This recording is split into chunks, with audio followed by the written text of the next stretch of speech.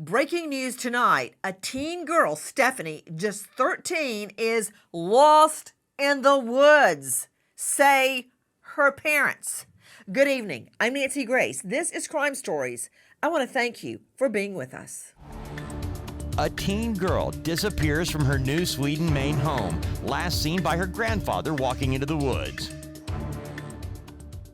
Where is Stefanie? Who saw her go into the woods? We're getting a lot of conflicting reports about the last time Stefanie was seen, just 13 years old. And I've got a problem with that, and I'll tell you why. It was over 20 years ago that I last saw my fiance before he was murdered. I know what time it was. I know what he was wearing. I know what he said. I can identify his vehicle, his shirt, everything. I don't have a problem with that. It's crystal clear in my mind. So why is there confusion about what happened to 13-year-old Stefanie? Joining me in All-Star panel, but first, listen to this. Maine State Police and the FBI are asking the public for help locating a teen from New Sweden, Maine, who walked into the woods and hasn't been seen again. Stefanie Damron has turned 14 since her disappearance 4 months ago. Stefanie is 5 feet tall, 130 pounds, with green eyes and brown hair. She was last seen wearing a long-sleeve blue shirt and black Harley-Davidson hiking boots. There is a $15,000 reward, and it's climbing. And now we understand the FBI has been called in on the search for Stefanie. The description of her is shoulder length, light brown hair, and I've seen repeatedly striking green eyes. Now, we just saw her dad speaking, and that's from our friends at Patrol Live. I want to see the dad one more time, please. Let's watch Dad Christopher Dale. It was not her phone. It was her grandfather's phone. We had bought an old simple phone. We didn't even know it could connect to the internet. Come to find out, this cheap $20 flip phone was the how she ended up connecting to the internet. Again, joining me in All-Star panel, including a volunteer searcher who has been out searching for Stefanie. I'm trying to figure something out. To Tom Green joining us, former Chief Deputy, Washoe County Sheriff's Office, former homicide detective, cold case squad burglary, owner of Nevada Investigative Services. Tom, what can you tell me about this family living as homesteaders, as you say? Yeah, so this is a different lifestyle. These are folks that want to sustain on their own. They don't want to be meddled with. They don't want to be fiddled with. They don't Put him want back law up, enforcement. please. Okay, speak English to me. What do you mean sustain? I sustain myself every day when I work and put Right. dinner on the table, but I've got an idea you mean something entirely different.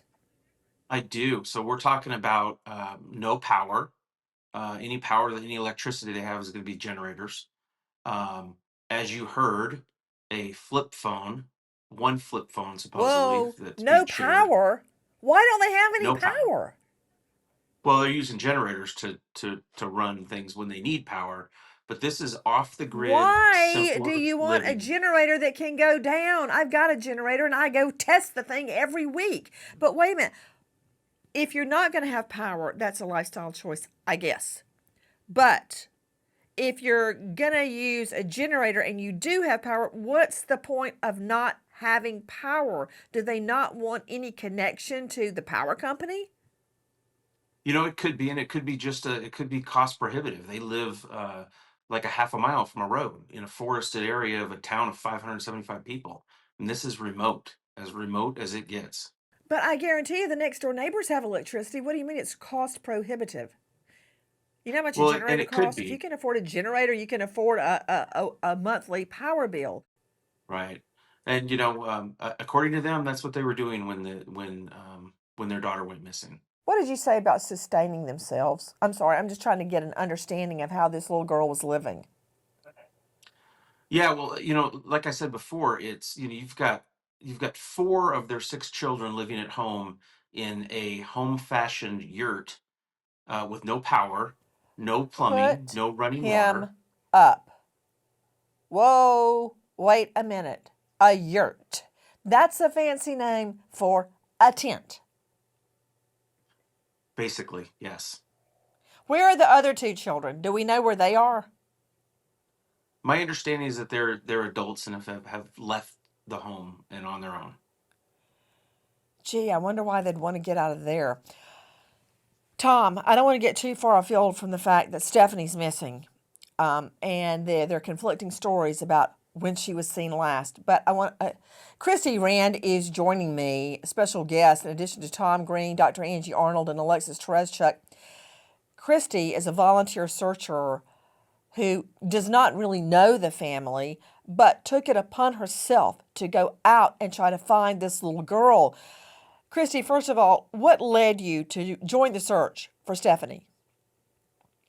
I have a distant family connection to another missing person here in the state. So I've done advocacy work for that relative for about 6 or 7 years.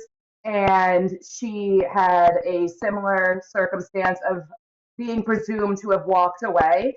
And in her case, hundreds of volunteers searched her area for almost a month.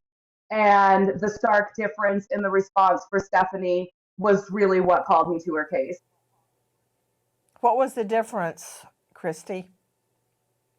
Stefanie had no on the boots ground volunteer searches for the first at least 24 hours since the delay in reporting.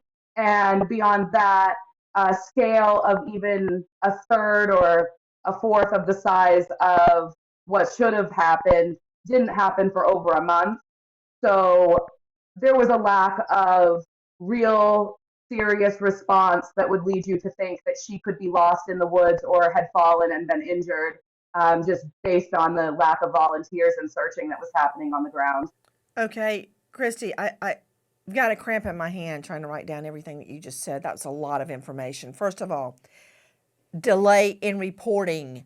My ears pricked up when I heard that. What delay in reporting? Yes, so we've been told it's about a 24-hour delay, and we like to consider that it was actually longer, closer to probably 27 or 28 hours. The parents claim that they received the call that Stefanie had walked off in the early afternoon, let's say afternoon time, and the call to report her missing didn't come in until around 4 p.m. the following day. We know a little bit about circumstances surrounding her disappearance, yet even the facts we have gleaned have become murky, but this is what we originally learned. Listen. Stefanie Damron, 13, is one of 6 siblings homeschooled by their parents, Lisa and Christopher Damron. The family of 8, along with the children's grandfather, live in a rural wooded area, preferring an off-grid lifestyle. The children are all very familiar with the woods surrounding their home, with Stefanie spending hours outside for time to herself. While their parents are away, Stefanie gets in an argument with her sister over their chores and storms out of the open front door. Grandpa tries to stop Stefanie, but after noticing tears in her eyes, he lets the 13-year-old go, assuming she will return after cooling off. Okay, I'm trying to make sense of what I am hearing right now. I've since heard Grandpa did not see her walking off into the woods. I've also heard that what was seen is Stefanie walking into the backyard. Okay, Alexis Tereszcuk joining me, crimeonline.com investigative reporter.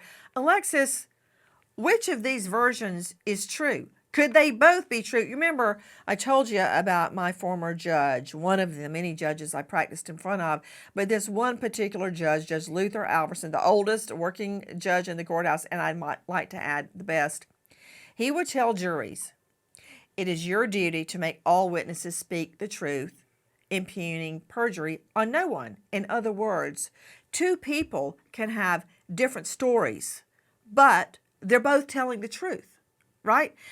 Based on their vantage point, what they recall, what they heard. It can be true that 2 witnesses' statements can both be true, but yet they are diametrically opposed to each other. So, help me understand what happened when Stefanie went into the woods and is never seen again.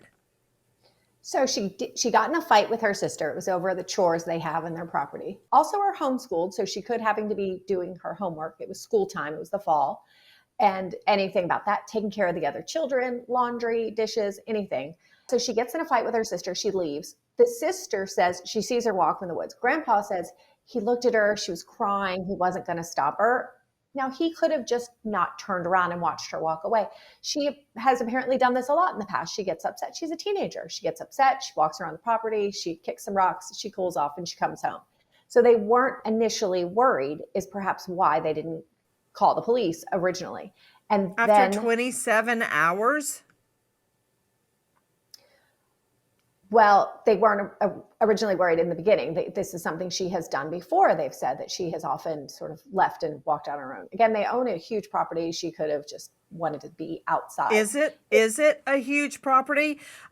Christie Rand, you have searched the property before members of the volunteers were blocked by the family, according to reports, from coming back on the property to search. How big is that property, Christie? It's a good chunk of acres, and it backs up to another set of wooded land that could take you eventually out to a street, but it's going to be really dense and difficult to walk through. But just as said before, the driveway itself is over a quarter mile. So it is dense. A quarter mile, that's a 5-minute very walk, max. That's a 5-minute walk. That's not that much. I mean, you have to be walking slowly to make a 20-minute mile. It's not even necessarily a driveway. So like this time of year, there is no access by vehicle. It would be walking only. It's not paved. There's no plow truck coming through in the winter like we have right now. It's snow covered. Okay, let me understand something. Can I see the aerial shot again, please, control room? Christie Rand, I am looking at a 365-degree view. There's nothing but trees. I see exactly what you mean. And it should be said, the neighbor directly across the street from them, that home is also empty. So walking to the end of the street, someone there, if she was walking to the road, they wouldn't have seen anything. But the reality is, isn't it true, Alexis Tereszcuk, that canines were ultimately brought out? They were, and they didn't find anything that led them to her at all. They didn't say, oh, it went right up to the street edge. We lost it here, meaning that maybe she got into a car with the person that she had contacted on this cell phone. They couldn't really find anything of her. You know, I find a lot of this to be inconsistent, but what I do know is a 13-year-old girl is missing. Listen to this. Stefanie still hasn't returned an hour and a half later. Stefanie is very familiar with the woods near their home, and they check all her usual spots, but find no trace of the 13-year-old.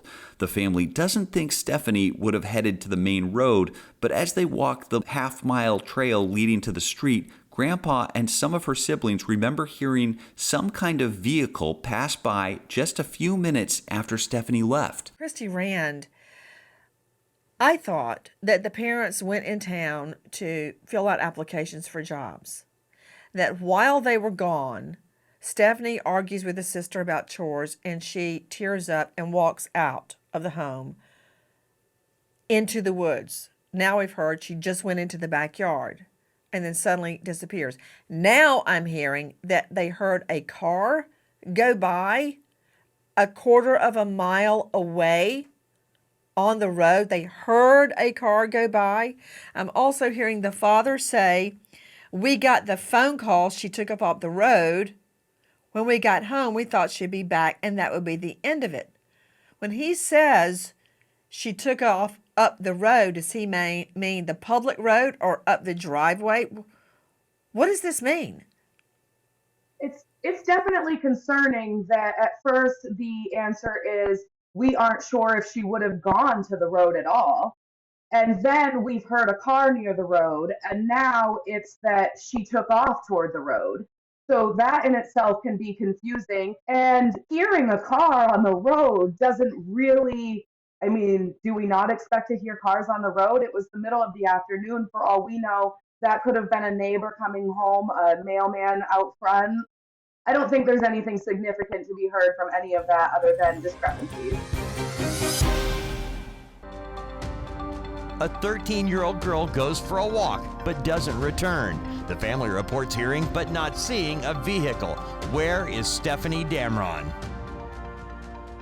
A lot of confusing and murky facts, but I absolutely know this, that police were not called the entire evening. She was not reported missing until first thing the following morning. Now, I don't understand that. To Christie Rand, have you ever gotten an explanation why the parents went overnight without reporting their 13-year-old girl was gone? Do I have that timeline correct? She was not reported missing till the next morning? The earliest confirmation that we've gotten for the reason that happened is that they were under the assumption that you needed to wait 24 hours to report missing. And so they were supposedly waiting for that 24-hour mark. And unfortunately, they weren't waiting by the clock and missed the 24-hour mark before making the phone call. And as far as the quote saying that they were in the woods screaming and looking for her, that leading up to that 24-hour mark, there are no neighbors that ever received a knock from them. If they were out looking for those 24 hours, it was not to a neighbor. Chrissy, how close is the home to, say, for instance, a convenience store? Miles. 10 miles, 20 miles, 1 mile? I'm not comfortable saying for sure, but I would say about 10 miles. It would be a lengthy walk for a teenage girl to be going to the local gas station on foot. Her closest neighbors would have been safer locations for her to go, where they have figurative Uncle Andrew who lives nearby. There are other people on their street that she would have been more likely to walk to before attempting to reach town. Okay, let me understand something. Tom Green and I both say the family lived in a yurt, which is a glorified tent. You say, no, it's not a yurt. Then what is it? So I'm also from Maine, where we have homesteads here. There's a lot of people who choose to live kind of an alternative homesteading lifestyle. And to me, a yurt would be a solid structure built to withstand the elements of Maine's weather. You could potentially have wood stove in there, and it would come in a way that it's built to last and provide protection from the elements and anything else you'd need to sustain yourself long term over winters. There are people who rent them for Airbnbs and anything and beyond up here. What they have, I call a DIY version of that, where they have a handmade center structure that they've extended with tent-like structures off of the perimeter to create a DIY version of a tent. So they're living in a tent-like structure. Does each child have their own space, or are they all in one room? They have small, separate room-like living quarters. They wouldn't be what we consider rooms with our own windows and doors, but they would be separated from each other for a little bit of privacy. There's no indoor bathroom or anything like that. So it's not the structure that we would all want to see our kids raised in, but for people who are choosing an alternative lifestyle, it could be seen as fit. When you refer to them as homesteaders, what is your interpretation of the word homesteader? Possibly being off the grid like they are, using a generator when they absolutely need power, not using everyday amenities like the running water, but still having access to potable water to use for washing dishes or cleaning yourself up, potentially using animals and other techniques to, have your own garden, grow your own vegetables, process your own chicken, survive off the land, and need as much outside subsistence as possible. Okay, Dr. Angela Arnold joining me, renowned psychiatrist, joining us out of the Atlanta jurisdiction, voted my Buckhead's best psychiatric practice of 22, 23, and 24. Dr. Angie, I'm not judging. I don't care. I have lived in a tent over the summer. when I was a camp counselor in the National Forest. I have been in a yurt. I certainly don't live that way now with the children and my mother living with us. But that said, I don't care how these people live. What I do care about is the fact that, quote, off the grid and homesteading, homeschooling, that gives a lot less eyes on the child. I can't even figure out when she was last seen, for Pete's sake.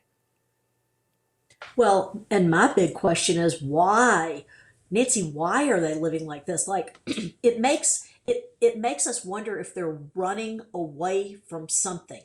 And this little girl at 13 or 14 years old sounds like she may be getting tired of this way of living. Oftentimes when people run away, they can either be running away from something that's going on in the home environment, or they can also actually be running towards something that they're looking for. Okay, so remember that they could be running away or towards something else. So we're all questioning this way of life. What about the other 4 children? Are they questioning this Put her way up. of life? I mean, you're Dr. Angie, 14 I'm not years questioning old. their way of life. This is America. It's not communist China where they But know everything but you're is the little thinking and girl doing. And but is the little girl questioning their way of life? And is she running away from something that's going on in the home, or is she running towards something, another way of life that she would prefer to live? That's my question in all of this, because I don't believe we have enough information past that. The girl is gone. Was she running away from something, or was she running towards something? Okay, Nancy? And all we know is that that little girl is gone. please join us on our mission to find missing people, especially children, to solve unsolved homicides. If you're on the go, catch us on your favorite podcast app where you can get all of our content where we, in our own way, seek justice. Despite extensive investigative efforts, including a neighborhood canvass and video search, along with an expansive grid search utilizing canines from Maine Warden Service and Maine State Police, Stefanie is still missing. That from our friends at News Center, Maine. We just heard Dr. Angela Arnold state that this little girl, just 13 years old, described as having shoulder-length light brown hair and strikingly green eyes, was either running away from something or running to something. Let's explore the theory she's running away from something. Isn't it true, Alexis Tereszcuk, that there was a, quote, CPS fiasco back in Texas? And I'm getting that from what purports to be one of the parents' Facebook. A, quote, CPS Child Protective Services fiasco back in Texas. And they fled Texas and moved to Maine. Explain what happened. So the police were called because the parents were inside a McDonald's and they appeared drunk. So the police came up, they found them, they arrested them for being drunk in public. Then they realized 2 of their children were in the car outside. So the parents weren't even taking care of the children that were in the car. And that's what they were charged with, child abandonment. I believe they definitely got much lesser charges and they didn't serve any time in jail, but it was definitely CPS was involved after the police found them having left their children in the car while they were drunk inside McDonald's. The tip line, everyone, is 1-800-924-2261 or the FBI 1-800-CALL-FBI. That's 1-800-225-5324. There is a reward with information leading to the whereabouts of this little 13-year-old girl. Now, you mentioned earlier, Christie Rand, that some people were searching the property under the theory she may have, quote, fallen. What? I think it was important for everyone that was volunteering to search the general area that since we did not find Stefanie in the first 24 hours or in that first week, there was some possibility, since there were also no sightings, no credible reports of her being seen in town or in their closest city or anywhere else in the state. It was important to make sure that if she had taken her adventure in the woods to go cool off, that she had not fallen, tripped, gotten injured, or anything of the sort, and just was unable to reach help. You stated that neighbors did not hear anyone calling out her name or screaming or going door to door looking for her. No, so no neighbors heard anything that 24-hour period delay of reporting her missing, that they were out screaming in the woods looking for her. Neighbors heard nothing. They also never received a knock on their door from dad or mom. The neighbors actually, the first knock they received was from authorities days later, asking for video footage and if they had seen anything.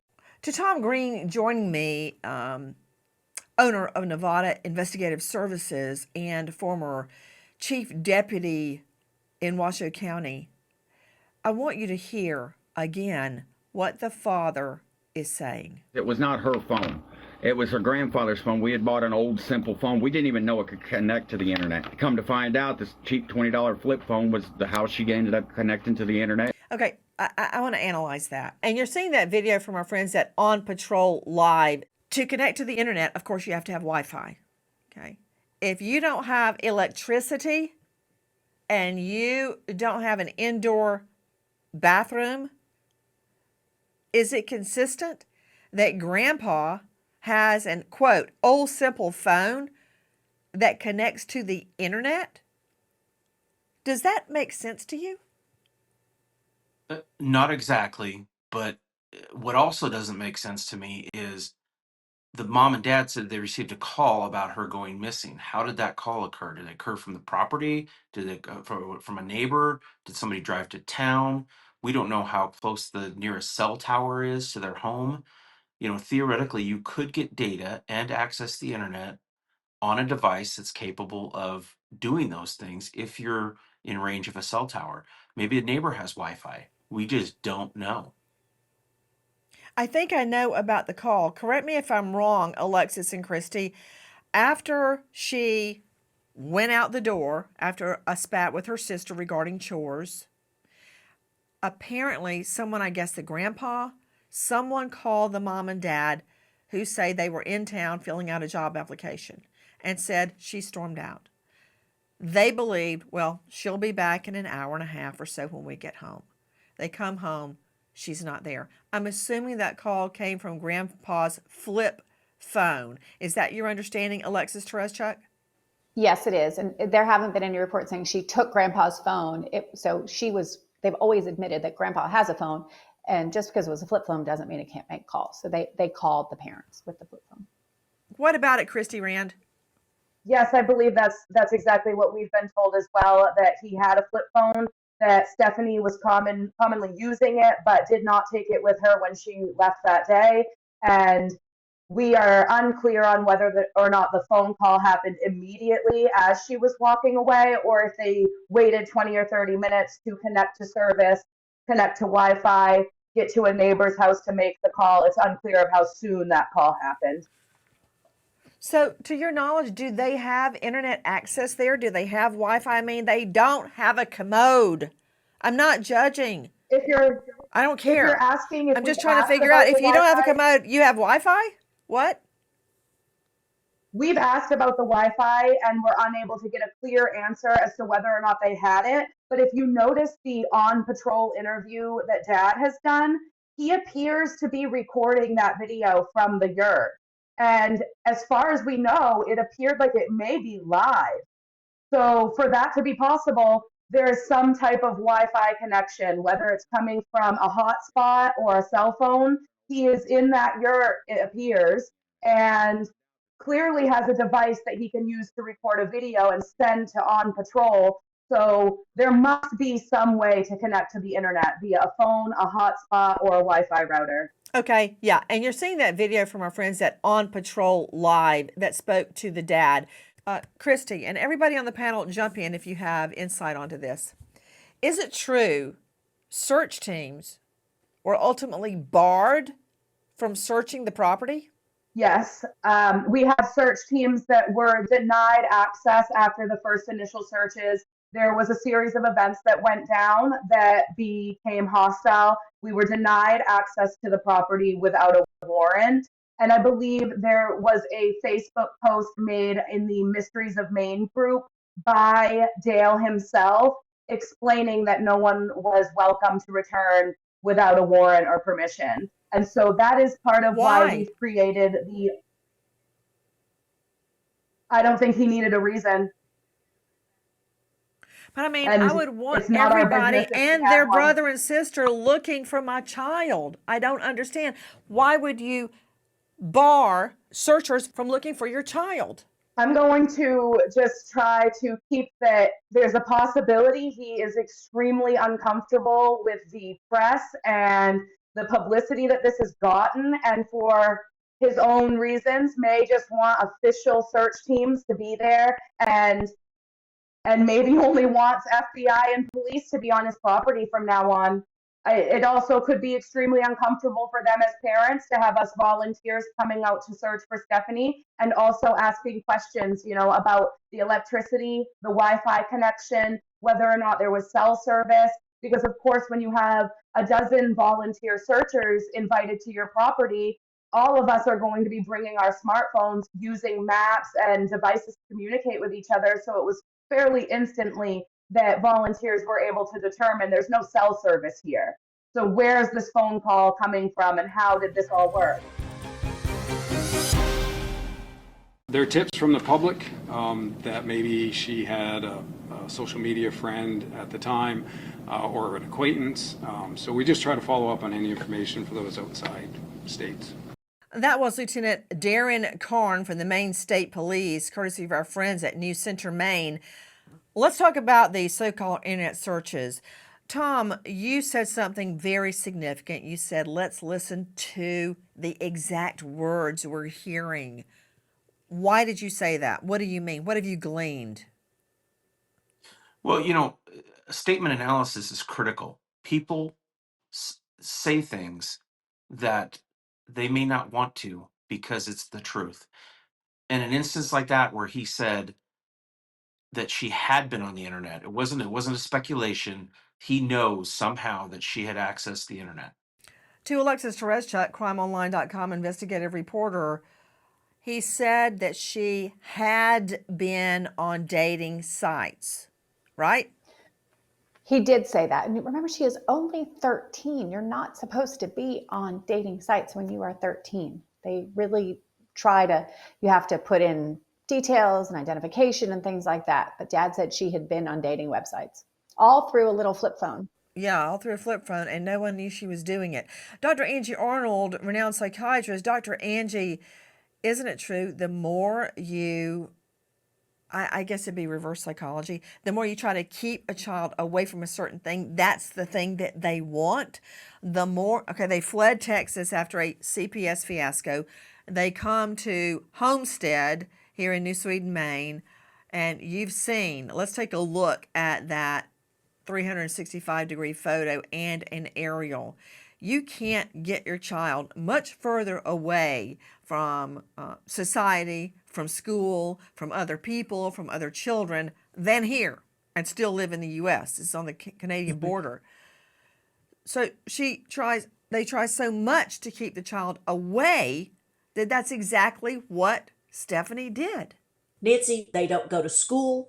They don't have a phone. So if this child can gain access to a phone via her grandfather, and she's vulnerable because of her age, okay? What else is she going to do but look at some sort of a website where she could possibly find someone else to talk to? So she is very much vulnerable, and she could be a victim to any number of things that could happen to her on the internet. But oftentimes children will reach out when they get the opportunity because they feel so pinned down by all of this isolation that the parents are trying to, sometimes under the guise of keeping them safe. I don't know much about this family, but there are a lot of conspiracy theorists out there. They don't want children to hear other things that are going on in the world. And so she very well could have reached out on the only Well, it seems to device me, in the getting back to phone. the facts that we know, Tom Green, if the authorities, if LE, law enforcement, took all the devices and looked at them, wouldn't they know which dating sites she had allegedly gone to, and if so, who would be her social media friend, and then find that person. It's not rocket science. I agree with you. And the fact that the FBI is still involved makes it seem that it's less of a chance that she ran away and is deceased in the woods, God forbid, and that there's more of a chance that she either got picked up, met someone, something like that, and is in a vulnerable state because of her age. Christie Rand, there was recently a vigil. A vigil was held for Stefanie to keep her disappearance in the news media. Did you attend the vigil? I did not. Christie, you have devoted so much of your time to try to find Stefanie. Why did you not go to the vigil? There have been safety concerns for volunteers and organizers, and we were hoping to have confirmation that law enforcement would be present that day so that we could be protected, the family could be protected. And since we weren't able to have that, there were members that decided it would be best not to attend. Were you actually afraid that you would be confronted at the vigil? I think it was a possibility. And if not By for whom? confrontation, family members, town residents, anyone who would have a reason to not want us on their property in general. There are people that live in New Sweden who just genuinely want their privacy and are not interested in dozens of volunteers knocking on doors with permission slips asking to put boots on their ground.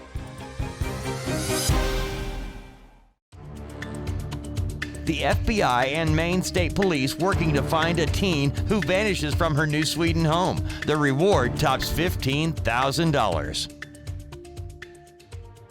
Tom Green, I'm very surprised that neither search dogs nor cadaver dogs picked up a scent. That tells me she did leave the property. But how? They don't have a trail of her leaving. Exactly. And, that area, they're 18 miles as the crow flies about to the Canadian border. It is heavily wooded, chocked full of trails and roads for ATVs, not easily surveilled from the sky. That night, it got down to 41 degrees. All these things, the time delay, the temperature, the humidity, all these things factor in with the dog's ability to gather a scent. And the fact that they didn't get a scent is obviously not good, and could be an indication that she left in some sort of motorized vehicle or walked along a roadway, a paved roadway somewhere, leaving the area. The parents have been quoted as saying everybody's looking at them as having something to do with Stefanie's disappearance. That's not uncommon. The first place you look is at family and those closest to the missing child. That in no way suggests the parents are responsible for her disappearance. Not at all. That is where every investigation starts when there is a missing person. Now, regarding hearing a vehicle, the family is quoted as saying they don't know if it was a vehicle, a four-wheeler, a motorcycle, and by the time anyone got to the road, the vehicle was already gone. The mom also states that she began looking immediately, going up and down the roads and everything because she, Stefanie, has done this before. I've been able to find her in the past, but this time I could not find her. Is that accurate, Alexis Tereszcuk? That is, absolutely. They said that she had a history of leaving the property, running up. They would call it running away, but she didn't run away. She was just on their big property. She was hiding in the woods, hiding in different places. They always found her to come back. So that was one of the reasons why they weren't as panicked as if she had not had this history of doing this. They would have said immediately, let's find her. But this was something she had done before. So it didn't raise a red flag for them right away. Christie Rand, who has searched repeatedly for Stefanie. Christie, you stated that their property backs up against a much bigger and more densely wooded area. Has that area been searched? It does. Volunteers have searched from their roadside all the way through their property to the property line and then back to the next parallel road. So any possibility that Stefanie had taken any trail from their side of town to another has been checked. Shows that we are definitely not just looking at the parents, we're looking at every possibility. And again, that means nothing when we say we're looking at the parents. Of course, we're looking at the parents. Everybody looks at the parents and the family first, and then the investigation moves out from there. Why? Because statistically, very often, especially when the child is very young, like a toddler, the family is responsible for the disappearance. That's not to say that happened here. Take a listen to Lieutenant Darren Karn with Maine State Police. Everything is still on the table for us, from her simply being missing to run away to the worst situation, because we don't have any concrete leads or tips that have led us basically in one direction or the other. That's from our friends at News Center, Maine. Everyone is being eyeballed. All scenarios are being researched. I'm curious about what, if any, leads came from Grandpa's flip phone, where reportedly Stefanie had been on a dating site. If that had anything to do with her disappearance, think about it. When Mom and Dad leave to go to town to apply for this job, she gets Grandpa's phone. She has met somebody online at just 13 years old and tries to meet up with them. It's happened so many times before with tragic results. We just don't know. But what we do know is this 13-year-old little girl is missing. If you know or think you know anything about the whereabouts of Stefanie Damron, just 13 years old when she disappeared, please dial 1-800-CALL-FBI, 1-800-225-5324. There is a $15,000 reward that is climbing. Now, we remember an American hero, police officer Glenn Doss Jr., Detroit PD, just 25, shot and killed in the line of duty, survived by wife, now widow, Emily, and young son, Eli. American hero, Officer Glenn Doss Jr. Thank you to our guests for being with us tonight, but especially to you. I'm Nancy Grace, signing off. I'll see you tomorrow night, 6 and 9 o'clock sharp Eastern, and until then, good night, friend.